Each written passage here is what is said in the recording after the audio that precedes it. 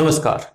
आज एक बार फिर ये साबित हो गया है कि कांग्रेस पार्टी मतलब गांधी परिवार देश विरोधी है।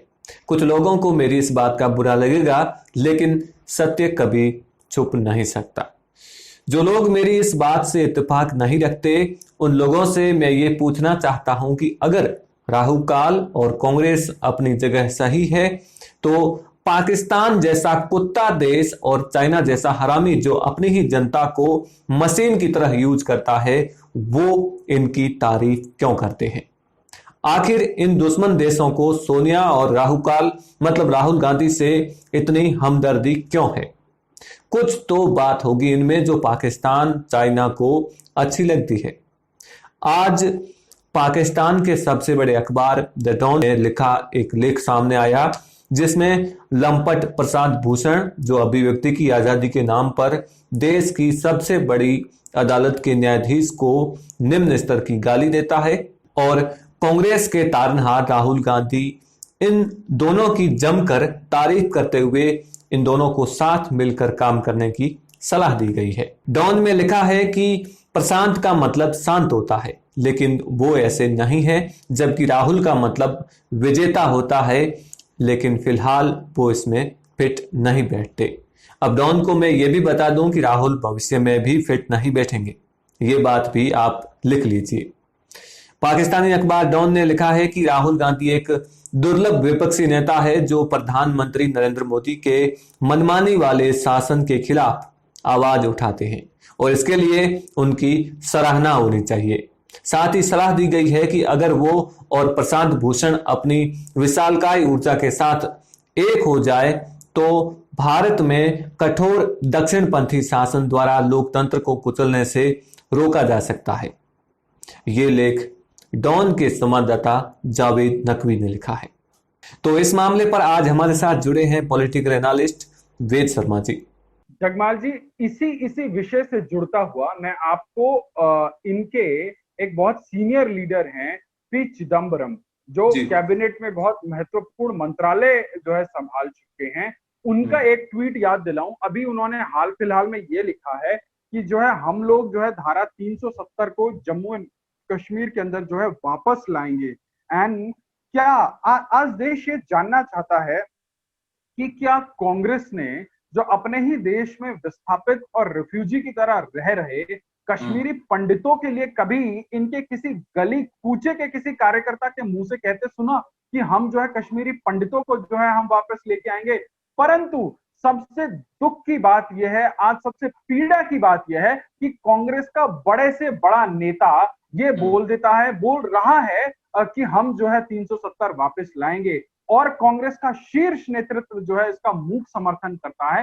तो और जब ऐसा संदेश ये किसको किसको जो है ये बढ़ावा देने का जो जो काम किया जा रहा है, ये इस देश के अंदर एक संप्रदाय विशेष जिसको आज तक कांग्रेस की सरकारों ने अपने कंधे पर बिठाकर तुष्टीकरण का लॉलीपॉप चुसा चुसा के इतना संगठित और इतना पावरफुल बना दिया, तो आज उन्हीं लोगों को खुश करने के लिए तो ये है। और इसी का जो एडवांटेज जो है पाकिस्तान हमेशा लेता रहा है, लेना चाहता रहा है।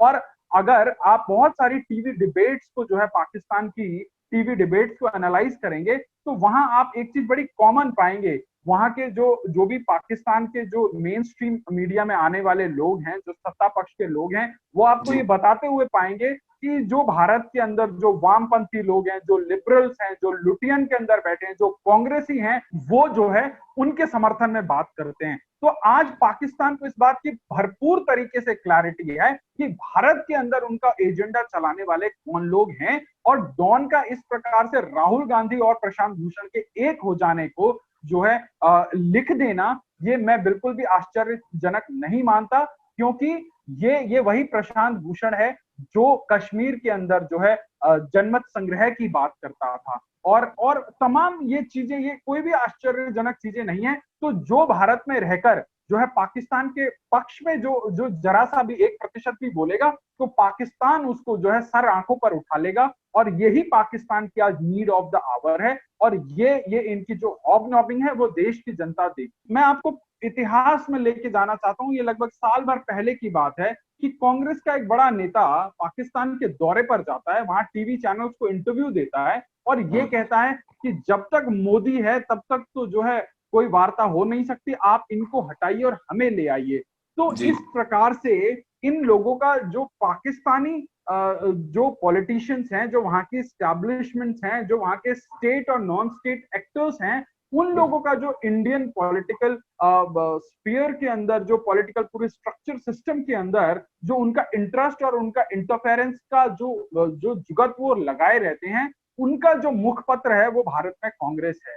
नहीं तो वहां का एक इतना बड़ा अखबार और वहां के चैनल्स के ऊपर जो है कांग्रेस का एक नेता कैसे बात कर सकता है। तो ये अपने आप में एक बहुत खतरनाक प्रयोग है, देश के लिए बहुत खतरनाक प्रयोग है। और सबसे बड़ी समस्या कांग्रेस के साथ यह है कि कांग्रेस के अंदर मुद्दों का अकाल है, कांग्रेस के लोगों के अंदर जो है वैचारिक दिवालियापन आ गया है।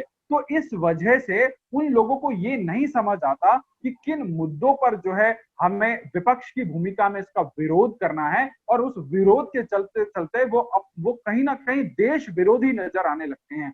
आज तमाम आप उदाहरण देख लीजिए, डोकलाम से लेकर आज जब हम चीन के साथ जो है लद्दाख में जो एक टसल की भूमिका में है, वहां एक स्टैंड ऑफ चल रहा है, और राहुल गांधी देखिए किस प्रकार से बयान देते हैं। वो कोई ऐसे कोई नौसिखिया राजनेता नहीं है, वो जो है सांसद रह चुके हैं इतनी बार, और जो है एक सबसे पुरानी पार्टी के अध्यक्ष रह चुके हैं, और वो देश के रक्षा मंत्री के बयानों पर विश्वास नहीं करते, देश के प्रधानमंत्री के बयानों पर विश्वास नहीं करते, देश की जो मेन स्ट्रीम मीडिया है उस पर विश्वास नहीं करते, पर किस पर विश्वास करते हैं? वो ग्लोबल टाइम्स पर विश्वास करते हैं, चीनी विदेश मंत्री पर विश्वास करते हैं। क्या जो कांग्रेस ने जो है चीनी कम्युनिस्ट पार्टी के साथ एक एमओयू साइन किया था, क्या कहीं उसी का असर तो नहीं कि राहुल गांधी अपने देश से ज्यादा जो है चीनी प्रवक्ताओं और चीनी सिस्टम्स के ऊपर बिलीव करते हैं?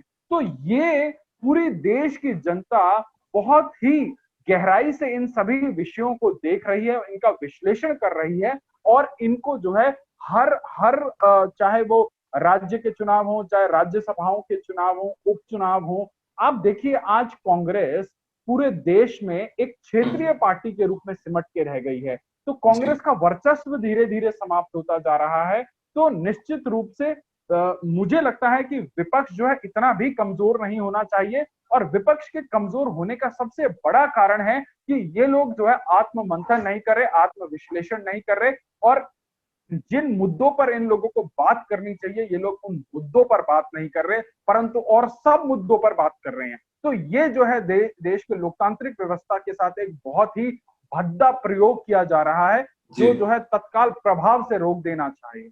तो फिलहाल इस वीडियो में बस इतना ही। इस बारे में आपकी क्या राय है कमेंट करके जरूर बताएं, और वीडियो पसंद आए तो ज्यादा से ज्यादा शेयर कीजिए, लाइक कीजिए, और ऐसी ही वीडियोस के लिए अपना इंडिया चैनल को सब्सक्राइब कीजिए। जय हिंद, जय भारत।